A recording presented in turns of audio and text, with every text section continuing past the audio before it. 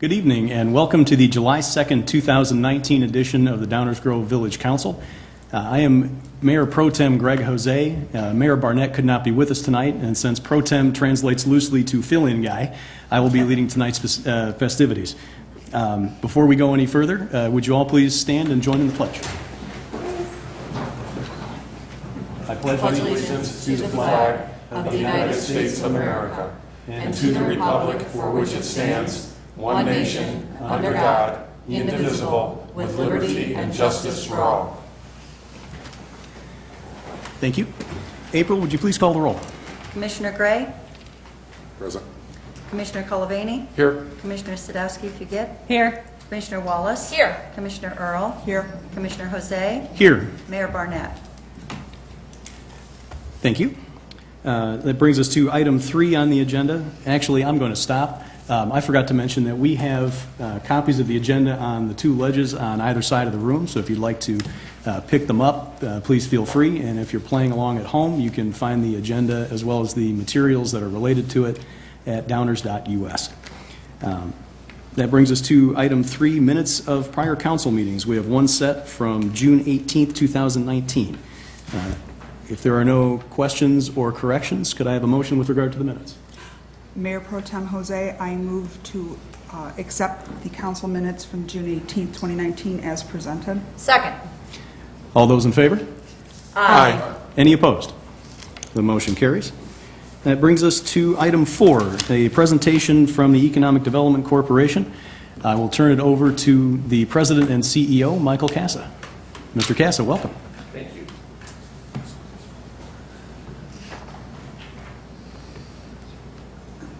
Take your time.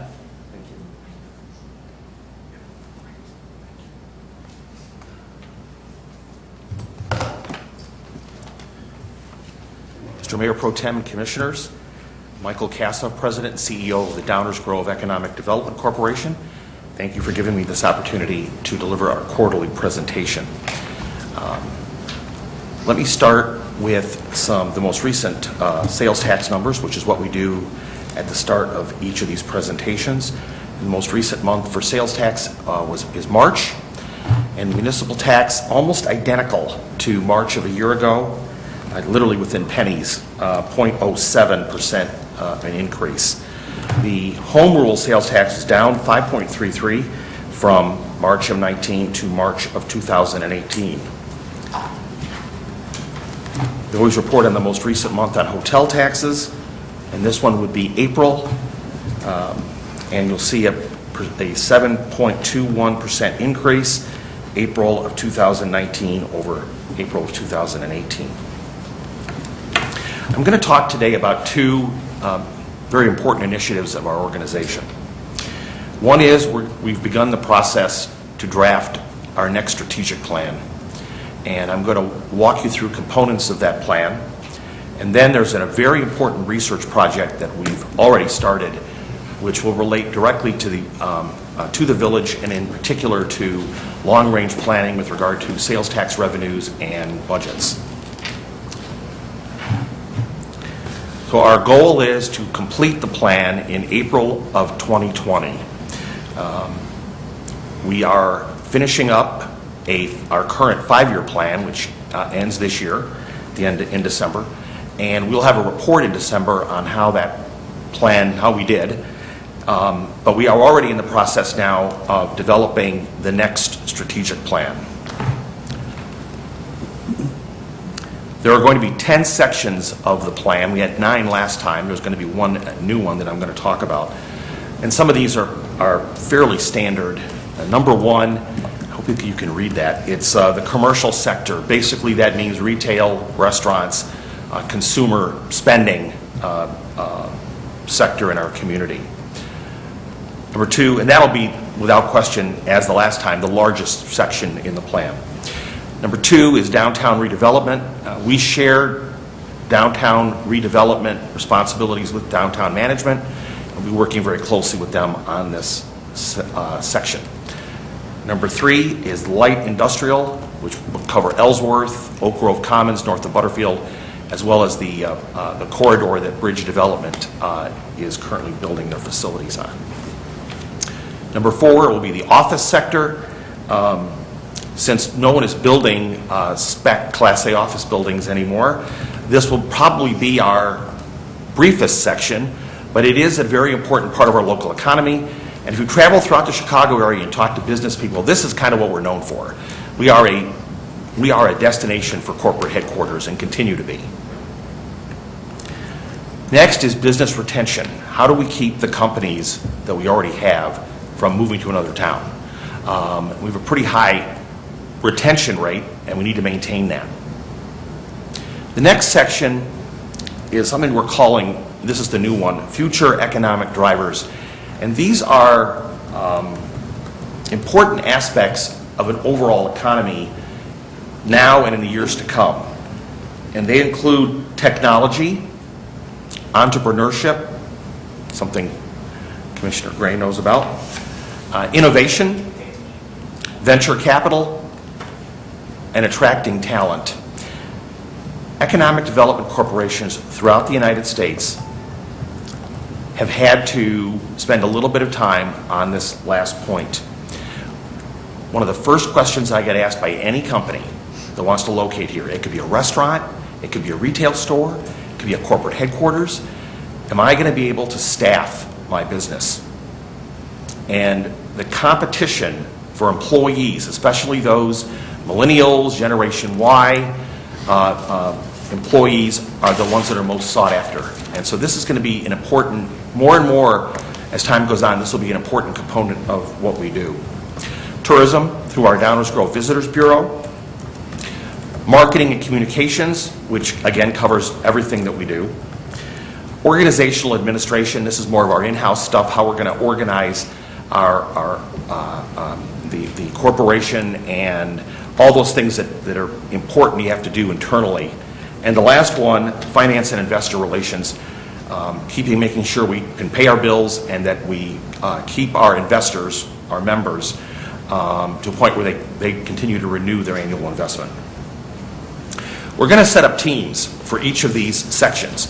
And our executive committee, which includes the mayor, our liaison, and also the village manager and the deputy manager, will play an important role. But this is going to be something where we want input from everyone. And so we're going to set up teams. Those teams may meet only once, they may meet twice or whatever. Some of them will be pretty intense. The commercial sector, and I would guess probably the industrial one will be the two that'll take the most time. But we want to gather all the data, all the input we can. So when we put that plan together, it's a sound plan that will guide our organization and hopefully provide important guidance to the village in the years to come. We're also going to undertake what's called I'm calling a best practices initiative. We're going to look at economic development corporations throughout the United States. Who's the best out there in different areas? Try to emulate them, steal some ideas. The International Economic Development Council annually produces awards for different areas of work for EDCs. We're going to take a look at what our peers and competitors are doing. And the last part of the strategic plan that I wanted to mention was an analysis of site selection factors, which is a fancy way of saying, what do our customers want? This village does an excellent job of providing what the customer needs, while at the same time making sure that we maintain the quality of our community through appropriate regulation. That balance is important. So there's a tremendous amount of data out there on what companies are looking for when they make a site selection decision, and we need to make sure that we continue to be very competitive with regard to neighboring municipalities and frankly other parts of the state and country. So I want to talk about this research project that we've undertaken.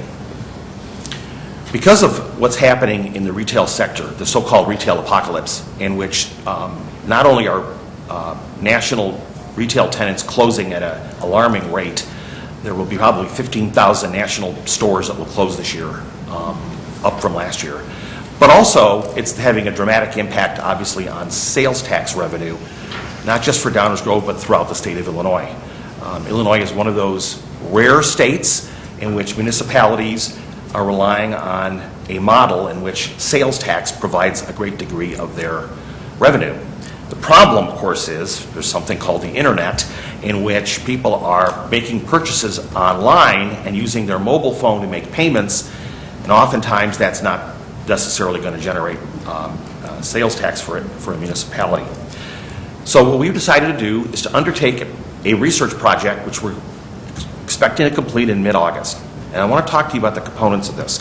And we're going to, even though we'll issue the report, so you'll have the results, we're going to then go to embed that into our strategic plan, and then hopefully that'll guide us as we come up with potential strategies. So the first part of it is to do research on overall consumer spending trends over the next 5 years. So what percentage, year by year, are bricks and mortar sales going to be a percentage of overall sales in the country? It's currently 85%. E-commerce, shopping online, what percentage of overall spending will that represent, and what is the growth rate? So in 2018, 15% of all retail purchases in the United States were done online. It is projected it will be 17% in 2019. That number is not going to go down. So we need to pay attention to that and understand how that would impact the retail sector in Downers Grove, and also how it impacts the village with regards to revenues. The third one, and the one that I consider, and I should have clicked this, the third one and the one that I consider maybe the most important and the one that gets the least amount of attention, is spending using your mobile phone. And the reason that is important is people are now using that to pay for their purchases when they go into a store. So it's kind of turning the dynamic on its head. People are now going into the store, which we want them to do, but they're not going to the cash register. And stores are encouraging them to not go to the cash register. They're doing incentives to get you to use their app and pay for it right in the store. I was recently in a grocery store, and there was a woman, and she was scanning her items and putting them in her cart. So I couldn't resist, not a shy person, and said, "Excuse me, can I ask you what you're doing?" She goes, "Yeah, I'm paying for my items." And so that's going to be a challenge. It was like a 43% increase last year during the holidays in mobile purchases with a mobile device. The mobile device is the new cash register, and the internet is the new mall. And so we need to drill down and learn as much as we can on what the impact will be on the overall economy in Downers Grove, but also on the individual sectors. This is going to be sort of the heart of the research. So for each of the retail segments, that generate sales tax revenue for the village, we're going to look at 5 things. One, what are the general trends in that sector? So if it's electronics, where is that sector headed? A few years ago, Best Buy really got a jump on the competition by recognizing that people were going to spend a lot of their electronics dollars online. And so they changed their business model to encourage people to come into the store, treat it like a showroom, knowing that they still might, take that information and go to the internet. They just want to make sure they're going to bestbuy.com and not Amazon. So they changed their business model to, in effect, capture what will potentially be an online purchase. So there are dramatic changes going on in the grocery sector, in auto dealers. We're going to look at what are the general trends in each segment. 2, what are the general trends related to consumer spending? Again, for each of these segments, which I'll identify in a few minutes, what are the trends? How are people going to spend those dollars? Auto dealers are grappling with sort of a contradiction. I've talked to several of our auto dealers in town. They still think it's very likely that consumers will still continue to come into a dealership in the years ahead because people want to see the car, they want to sit in it, they want to go for a test drive. Their issue isn't so much how the purchase is being made, it's that millennials and Generation Y don't want to own cars. So for each of the segments, we're going to look at what are the trends regarding consumer spending. 3, What are consumer spending trends on bricks and mortar versus e-commerce? I was talking to our friends at Art Van. More and more people are buying their furniture online, but they still want to come into the store. They want to sit in that couch. And so each of the retail segments has a different dynamic with regard to how the purchases are made, whether they're in the store or online. We have to understand that. The fourth one, what are the growth companies in each sector, in each retail segment? So we can focus on trying to attract those growth companies to our community. And the most important one, what is the impact on all of this data on the existing sector in Downers Grove? If there are changes in the automobile dealer industry, we need to know about that and react to it and plan for it with regard to our very important automobile sector. So we're going to take the data and try to apply it to Downers Grove. Let me tell you what the 9 segments are. Hopefully this list is coming up.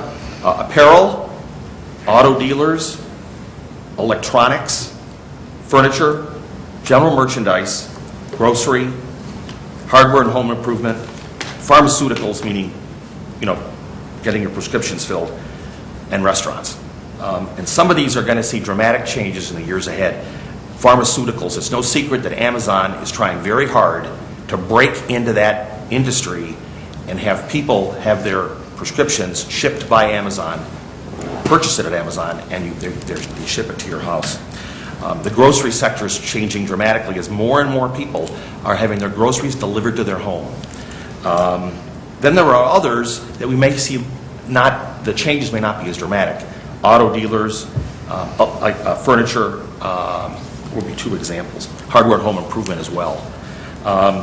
So we're going to identify, we're going to try to put together research for each of these segments, and again, apply it to what we have in Downers Grove and what strategy we need to follow to ensure that we have the best opportunity to attract those companies and make sure that the companies that we have here succeed. So again, we're hoping to have this research done in mid-August. This would have been a daunting endeavor, except I got extremely lucky, and about a few weeks ago, a gift from heaven arrived when we have an intern showed up at our door from Washington University in St. Louis. Someone who grew up in Downers Grove, his parents still live here, and economic development is a great interest to him, and he has to do an internship this summer, and we got him. And he is spending the entire month of July focused on this project. And the data is out there, you just have to go find it. Now this does not mean that we're going to neglect our regular everyday work to try to fill anchor spaces and look for redevelopment opportunities. As you probably know, there were 2 anchor sites on Butterfield Road that have been vacant for a while. The Toys R Us site next to Best Buy, and the one that's really been vacant for a long time, the H.H. Gregg site.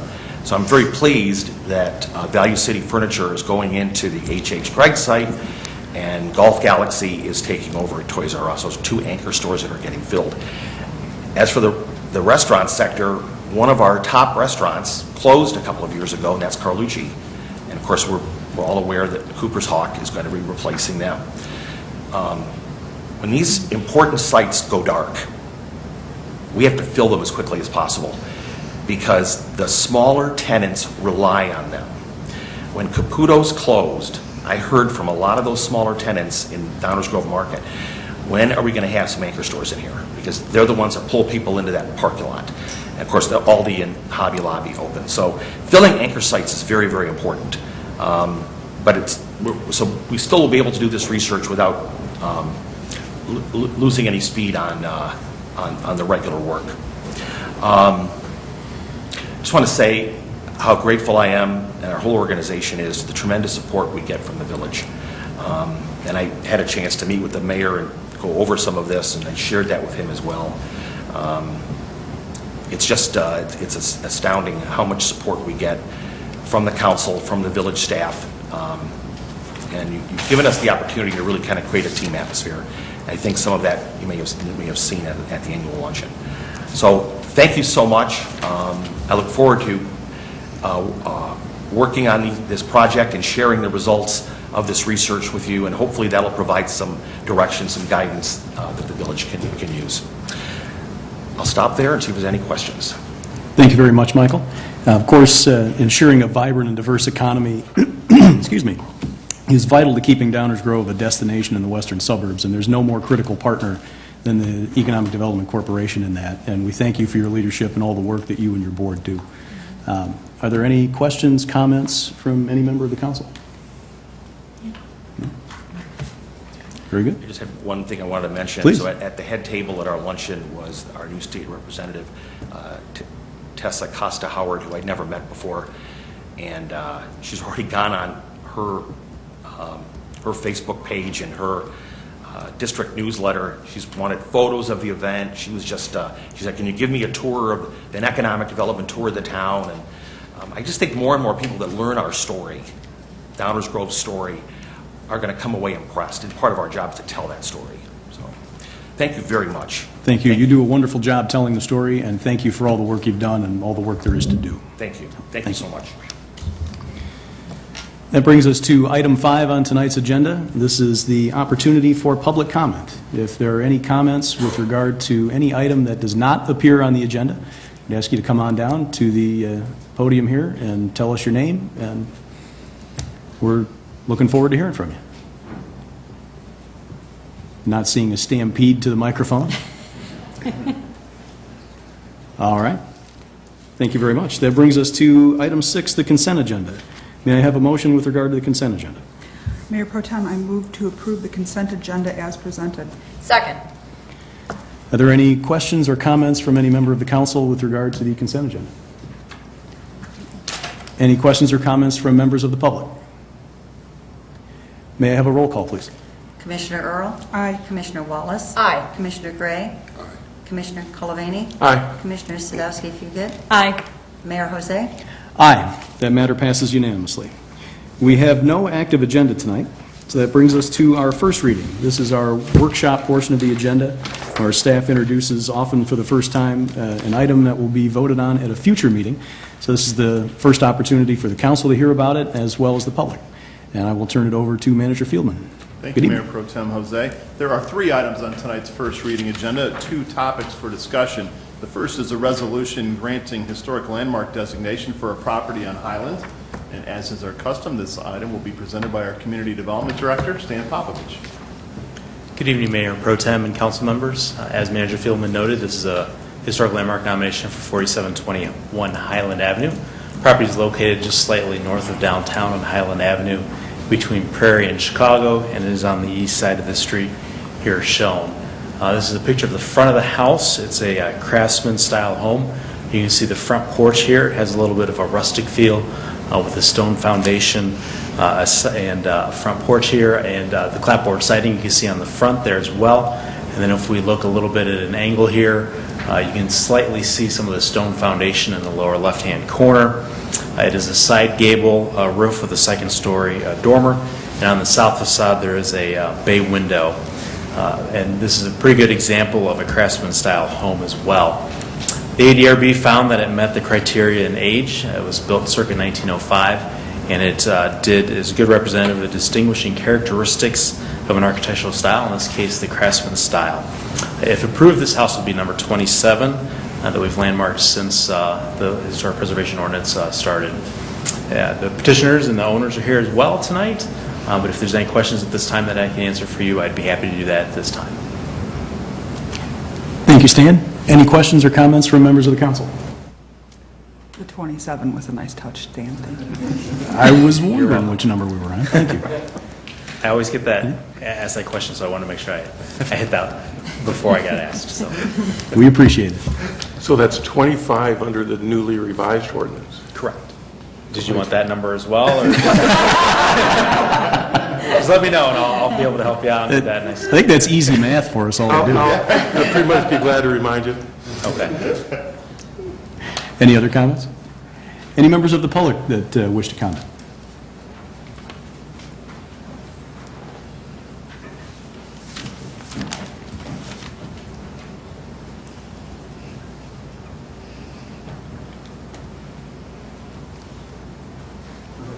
Please.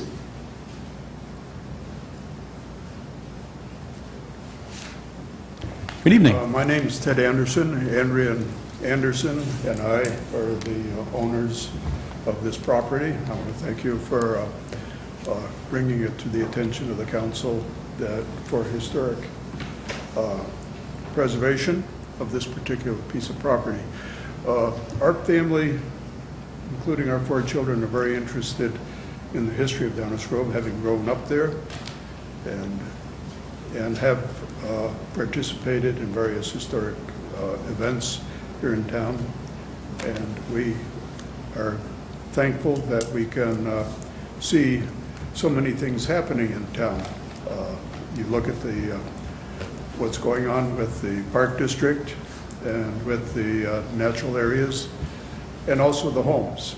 And we're glad that some of these are being recognized. I just wanted to say that we're trying to do our part to keep Downers Grove as a community that people can look to for coming to enjoying. The people on our street are supporting us in this, and they are happy to. Our particular section of Highland Avenue is a place of community. We just had our block party this last weekend. We had a huge number of children because it turns out that kids from a local church group showed up too, one of the members, and I've never seen so many kids on our street, and everyone had a good time, but it also represents both the social and the historic character of our community, both here and across town. So I want to thank you very much for having this brought to your attention. Thank you.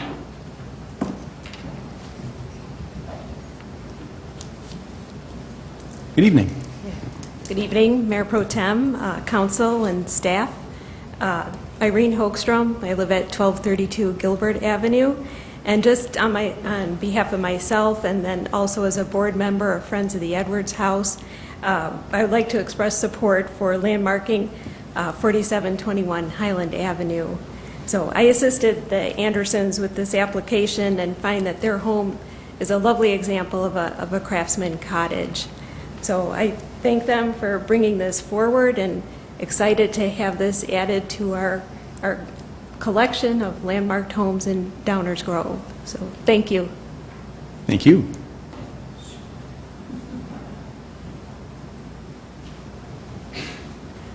Good evening. Good evening. My name is Amy Gasson. I live at 5320 Benton Avenue. It's always exciting to see another landmark application. I fully support it.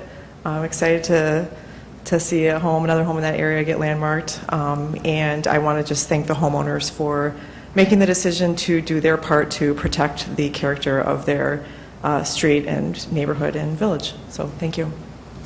Thank you. Hi, Good Chuck evening. Holtzen, 5226 Carpenter Street. And I'd like to second what Amy said and what Irene said. I think it's awesome that they've come forward to do this, and I'm excited for them. It's always exciting to have another landmark home in the neighborhood. So anyway, thank you. Thank you. Any other public comment? Back to the council. Any final thoughts? I'd just like to join in thanking the Andersons for landmarking their home, and I think speaking for everyone up here when I say I'm excited by the tremendous growth that we've seen in the number of homes that have been landmarked. It's a great source of pride for the community. So thank you very much. Yeah, I wanted to thank you as well. I know you've been thinking about it for a while. And Irene, thank you for your persistence in helping them out. And hopefully other neighbors who live in historic homes on that block will follow your example. Thank you. Next item, please. Thank you, Mayor. The next 2 items are concern project focusing on pedestrian and vehicular safety enhancements around our 2 high schools in our community. Here to present background information on these 2 items is our Public Works Director, Nan Newland. Good evening, Nan. Good evening, Mayor Pro Tem and Council. The Village and District 99 staff have been working together the past several months to create a process to improve pedestrian safety around both Downers Grove high schools. A very large number of students, teachers, employees, and visitors cross very busy streets to access these schools every day. District 99 and their staff are experts in school operations and students. The village has the expertise in the traffic area, so it seemed natural for us to partner together, work together on this important project.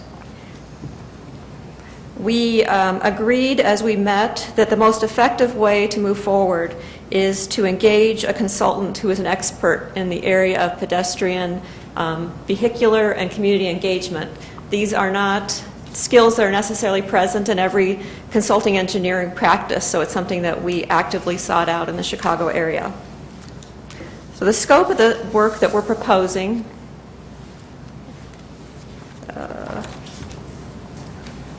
Mike's going to help me out here. At Downers Grove North, the scope of the study will focus on Main Street from Ogden Avenue to Lincoln Street.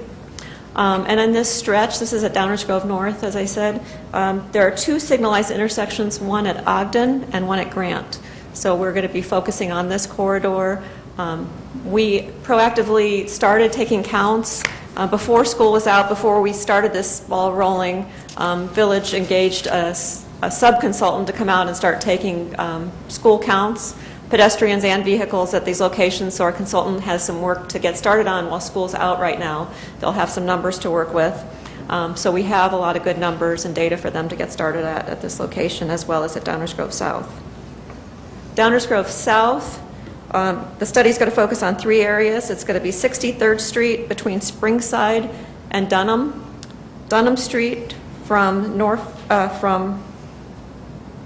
Dunham Street from 63rd to Norfolk, and Oxford at Main. Those are three crossing areas where we have conflicts with pedestrians and traffic. 63rd Street, as you know, is a county highway.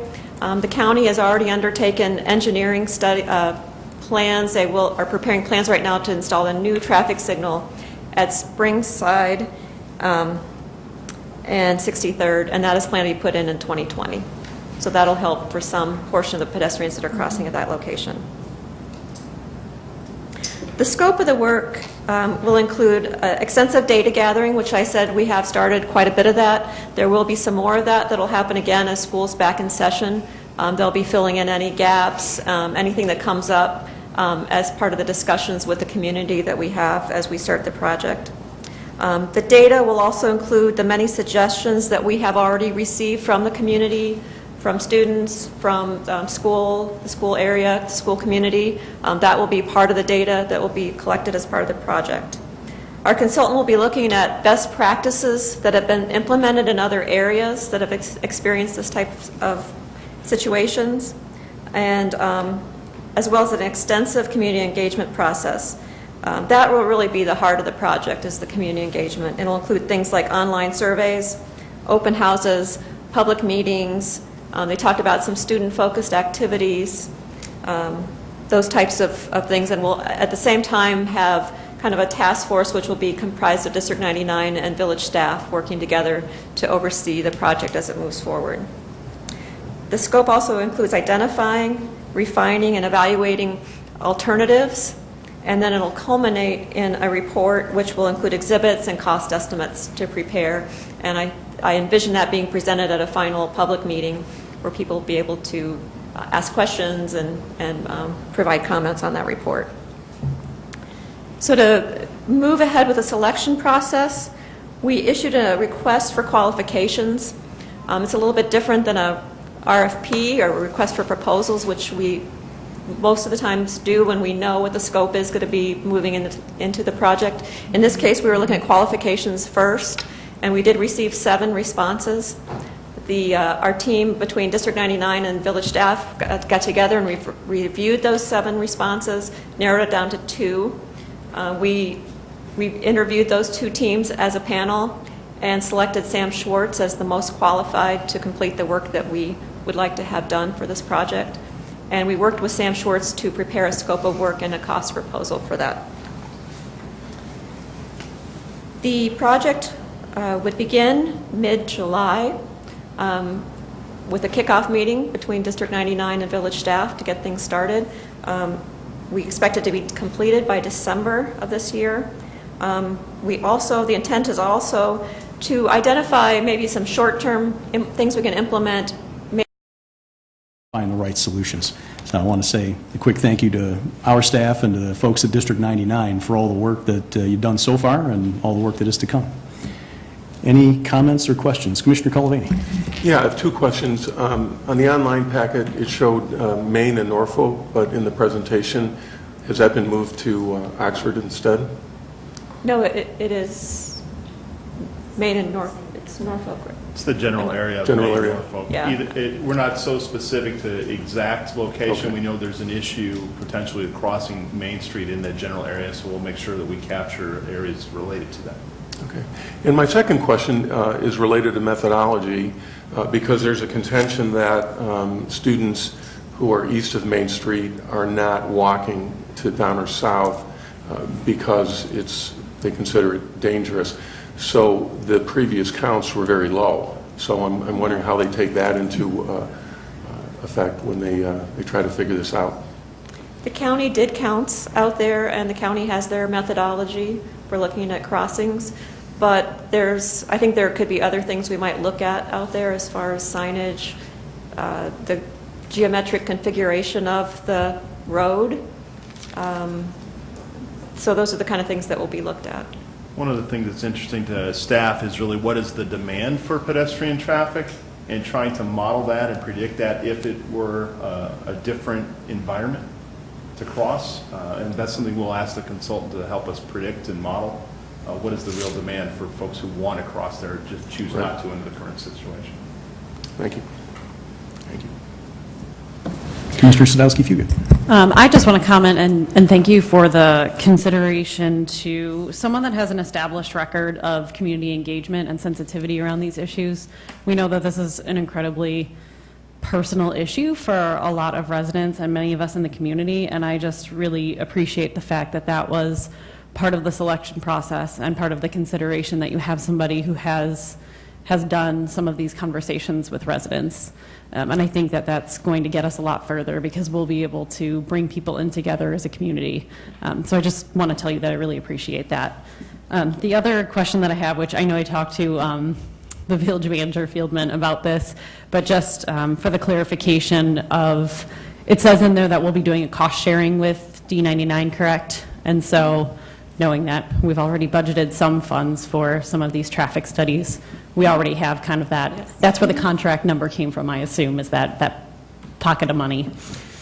Well, actually, they prepared a scope and they gave us ours and the cost. We had budgeted already money for pedestrian and bicycle improvements in the community, so we used that amount of money to complete this project. We thought it was the most appropriate funding source. Great, thank you so much. Any other questions, comments? Any members of the public care to comment on the proposal?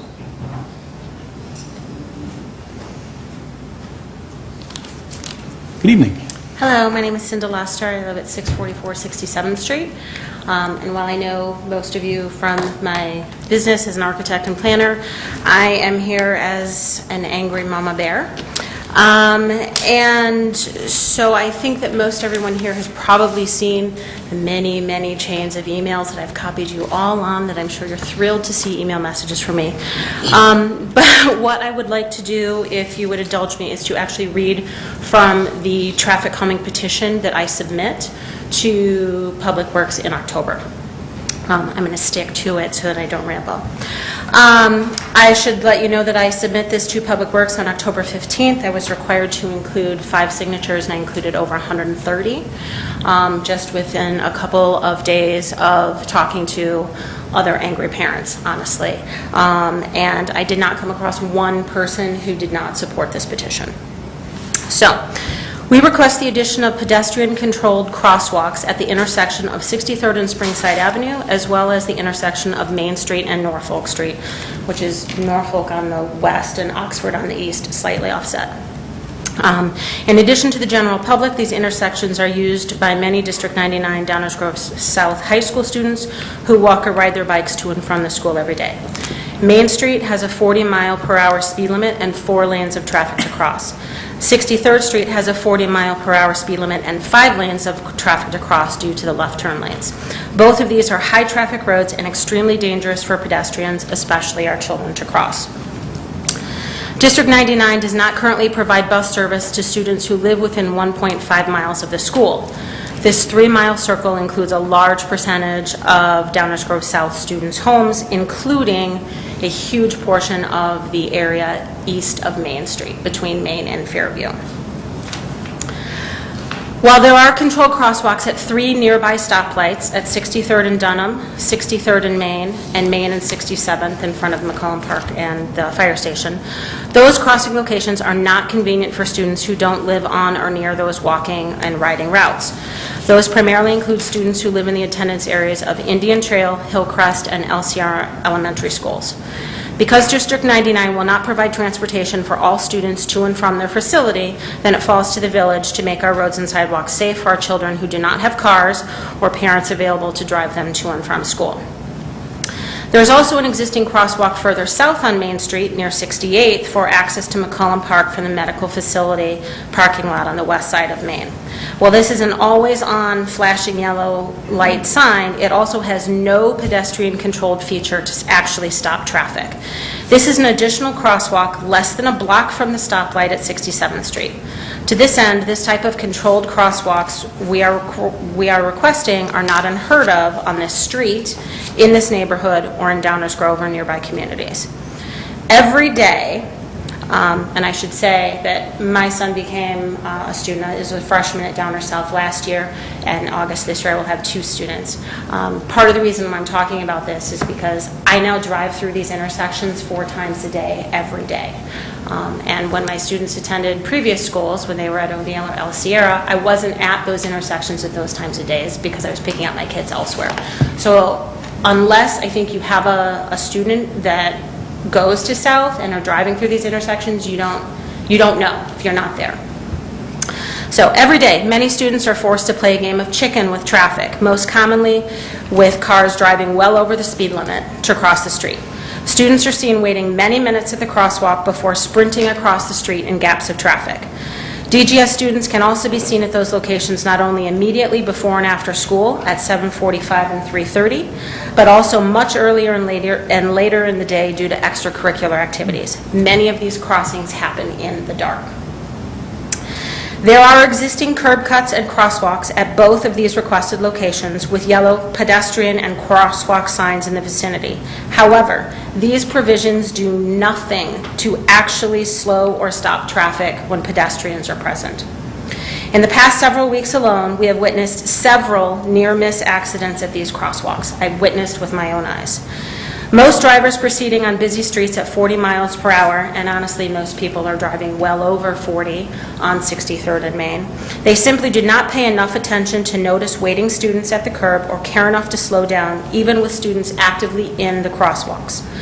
And even when the occasional driver does stop at the crosswalk, this often creates additional traffic and safety problems when cars behind them do not stop, shift over into adjacent lanes without seeing crossing students.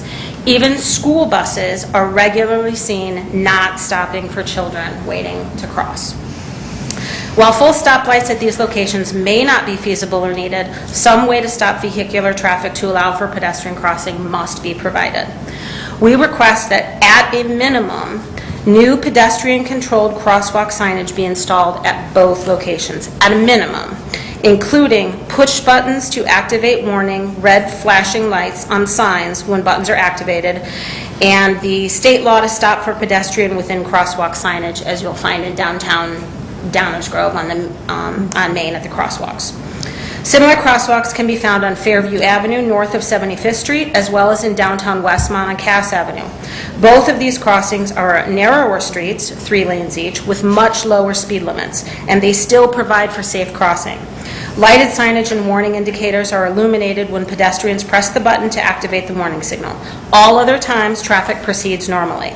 If narrow streets with slower speeds warrant pedestrian-controlled crosswalks, so should the far busier and wider Main Street and 63rd Street. We understand that both Main Street and 63rd are DuPage County roads, not village roads. However, our local students are required to cross them and to cross from Village Street and Sidewalk to Village Street and Sidewalk over the county road and need to be able to do so safely. There is an existing crosswalk similar to what we're requesting at Fairview north of 75th Street, serving the Darien Park District Community Center with the apartments on the west side and the community center on the east. It has buttons which activate flashing yellow lights for 20 seconds. Fixture is solar powered. Fairview Avenue is a village road with a crosswalk allowing both Downers and Darien students or Darien residents to cross safely. And I actually had never used it before and never seen anyone use it, so I actually pulled over, got out of my car, pressed the button, lights flash for 20 seconds, allow you to very easily cross Fairview. One of the most important factors is that this request for pedestrian-controlled crosswalk falls in line with the village's objectives to promote non-motorized transportation mode, including walking and biking wherever possible. In summary, we request the addition of pedestrian-controlled crosswalks at the intersection of 63rd and Springside and the intersection of Main Street and Norfolk for the safety of our children and all the residents of Downers Grove. So that was the full petition that I submitted on October 15th. Did not hear anything back from Public Works until I pursued again in November. The Transportation Council Committee, whoever, was canceled for November. I didn't hear anything in December. I had heard from Mayor Tully that said that the petition, because they were county roads, had been forwarded on to the county. Had heard nothing from the county until I messaged them again in February, which is I think when I got really angry and I started copying you all. Since that time, as recent as 2 weeks ago, the county did confirm that they did their traffic studies at both of the intersections and that they found that certainly at 63rd and Springside the traffic counts are through the roof, which is shocking to no one who has ever been there. And they have added their, what does this say? We will include in our proposed 2020 capital budget, which is currently under development. They plan to advertise for bids in early 2020 and under construction in the spring of 2020 for a full stoplight at 63rd and Springside. However, disappointingly, they said there weren't enough people crossing at Norfolk, Oxford on Main Street, and so the speed limit's fine and we're not going to do anything there. And much to your point, part of the reason why, and I can tell you of at least 25 families who will now currently have 9th and 10th graders who will not let their kids walk to Down or South because it is not safe. So it's sort of a double-edged sword because there's not kids walking because it's not safe, but you want to find out how many kids are going to walk to find out if you need to make it safer. So it doesn't really work. So while I absolutely appreciate that the county has moved forward on this for 63rd and Springside, and honestly, an installation of a stoplight in 2020 is like lightning speed for government agencies. I get that. The short version is I wholeheartedly support this effort that you guys are doing now. I would urge, as you had mentioned, that perhaps there could be some short-term, some interim something installed at Oxford and Norfolk while these studies are being done. And not just while the studies are being done, but during the length of time that it actually takes to put in whatever the final outcome might be. Ideally, pedestrian-controlled crosswalks prior to the full study being done, because honestly, our kids' safety is more important. And I have the luxury of being a business owner and work from home, and I have committed to the next 4 years, for 5 years total, driving my kids back and forth to Down or South every day, which honestly, most days is 4 times a day.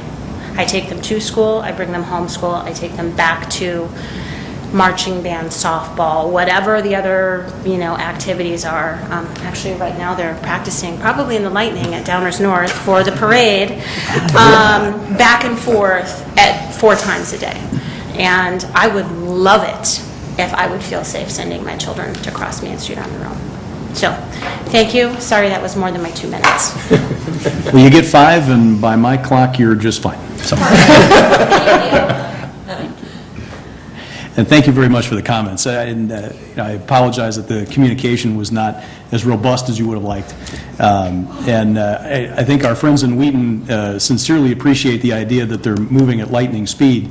Not to throw them too far under the bus, but they first started talking about a light at that location at 63rd and Springside before I got elected to the council in 2013. So it's more like with all deliberate speed. And if you Google that, you'll find it's really not much.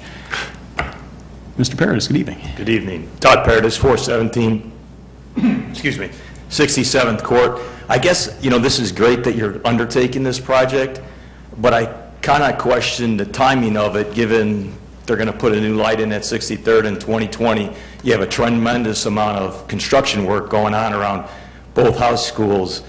Are you going to get the results that you're really looking for with this time? And given what Cinda just said about being a county road on Main Street, you really can't do anything. Your hands are tied unless District 99, you think you're going to, and hopefully are able to cajole the county into doing something. But I think the bigger concern is, are we going to get the results from this study given all the construction? Just something for the consultant to think about. I'll turn that to Manager Fieldman. Yes, Director Newland mentioned that the data upon which this study will be based, not the public input, but the technical counts, was already taken while school was in session, because we anticipated both the summer, of course, and no students there are very few, and then the construction would skew the numbers. So we took the data when it was under normal conditions. But I thought she also said that you were going to continue your data once school starts again. Yeah, we'll take another look again to see how it operates when under construction as well. Okay. Thank you. Any other public comments? Any final thoughts from the council? Okay. That concludes our first reading tonight, Mayor Pro Tem. Thank you. Thank you, Manager Fieldman. That brings us to item 9, the manager's report. Mr. Fieldman. Thank you. Well, we heard Michael Casa talk about the EDC's strategic planning efforts, and now that our council is at full strength with 7 members, we too are turning our attention towards long-range planning. As you know, long-range planning in Downers Grove is unique. It combines strategic planning with financial planning. We are about to launch into a multiple-month long-range planning effort. We will start it in August. It will continue through September and lead right into our annual budgeting process. Long-range planning is a key element of the actions of the Village Council, because not only does it establish our strategic goals, but it identifies the issues that affect the long-term health of the village, identifies strategies to address these issues, and creates a 2-year work plan, priority action items for this council. So look for a draft plan of reports that will be used as the basis, the starting point for our discussions, to be published late this month, and then we'll go into 2 months worth of long-range planning. The community input is welcomed and encouraged, and we'll have more information about this as we move forward. That is all tonight. Thank you, Mayor Pro Tem. Thank you, Mr. Fieldman. Item 10, the attorney's report. Ms. Petrarca. Good evening. I have no report tonight. Thank you. That brings us to item 11, the mayor and council member reports. I will start to my right with Commissioner Colavini. No report. Thank you. Commissioner Sadowski-Fugit. I have no report. I'm just sad to miss this 4th of July parade, but I will be at the All-Star festivities in my hometown of Cleveland. Have a great parade. Well, we'll be sad to miss you, but I know you'll be having fun there in Cleveland. Commissioner Wallace. I do have a report. One of these days I won't have a report, but recently I've had a report all the time. I just wanted to give a huge congratulations to the Rotary Club of Downers Grove on a successful Rotary Grove Fest. Once again, this fest is run entirely by volunteers, and all of the money after we pay for everything to run the fest itself goes back into the community to over, I would say, 30 different groups and organizations. And the weather was exactly as I predicted, even when it came from Commissioner Colavini in my absence. He did a great job channeling. He did do a great job. So I can say this was a very successful year. We don't have exact numbers yet, but those are to come. And I just wanted to say thank you to everyone that volunteered and everyone that attended to help make it such an awesome event for our community. So thank you. That is all, Mayor. Thank you. And given the success of that weather prediction, we should probably put you in charge of the weather The for the parade. parade is going to be wonderful. The weather is going to be beautiful, just like Brofest. Fantastic. Commissioner Earl. On the off chance that it's not wonderful, you will hear on social media, I believe, by about 10:30 in the morning, whether or not that parade needs to be canceled, because we don't want anybody standing out in the rain or in lightning or in terrible weather and having, we want to be better safe than sorry. So pay attention if you're planning on coming to the parade. Pay attention to some social media so that we can get the word out there if this does need to be, because I think our chances right now are about 50-50. So also Thursday, 4th of July, the parade at 1 p.m., Fish Food Pantry will be taking donations during the parade. So bring your canned goods and non-perishable items to the parade with you, and they will be picking them up along the route and taking them to the Fish Food Pantry. So thank you, and everybody stay safe for the 4th of July. Thank you. Commissioner Gray, good evening. Thank you. Good evening. No reports. Thank you. I just want to touch a little bit more on the Independence Day Parade. The Downers Grove's Special Olympic gold medalists Anna Cavallo and Carrie Winter have been selected as the Grand Marshals for this year's Independence Day Parade. They competed in multiple events at the Special Olympics Illinois Summer Games that were held at Illinois State University in June. Anna won gold in the balance beam, uneven bars, and the vault. And Carrie took home the gold in the uneven bars and took silver in vault. Both are C-SPAR trained athletes, and we welcome them to the front of the parade, which starts at 1 p.m. At the corner of Main and Grant Streets on Thursday, July the 4th.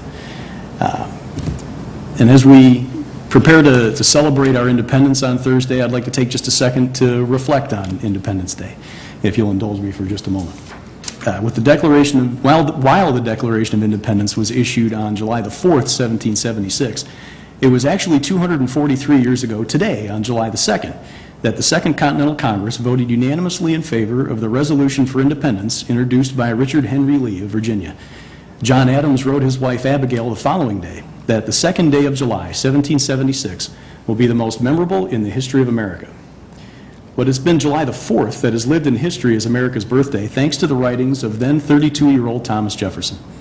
Surely his ideas had been innate since the dawn of time, but it was the first time anyone had written them down in quite this way.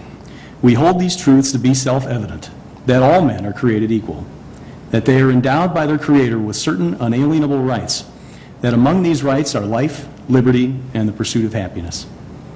Thus America was born, an idea and ideal that has lit the world for nearly 2.5 centuries. Yet as we look around our nation today, we see much anger, discord, and disrespect in America's politics. That anger and disrespect has bled from our nation's politics into its policies far too often lately, to the detriment of those who have been marginalized in our society, citizens and non-citizens alike. As we celebrate our independence once again, let us recommit ourselves to the ideals Jefferson expressed, and remember that when any person, regardless of their nation, creed, or color, is denied those unalienable rights, they are endangered for us all. And with that, may I have a motion to adjourn? Mayor Pro Tem, I move to adjourn. Second. All those in favor? Aye. Any opposed? We are adjourned. Thank you very much.